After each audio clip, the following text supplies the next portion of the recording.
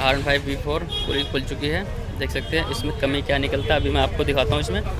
इसमें कमी निकला है, इसका कैम शाफ्ट जो है, कैम शाफ्ट ख़राब हो गया है। देख सकते हैं इसकी कैम शाफ्ट जो है ये बिल्कुल कट गया है, यहाँ से दिख रहा है बिल्कुल, ये चीज़ पूरा कट गया है। और ये गाड़ी ज़्यादा चली भी नहीं है, गाड़ी मैक्सिमम ये 12 से 15,000 किलोमीटर चली हुई गाड़ी है।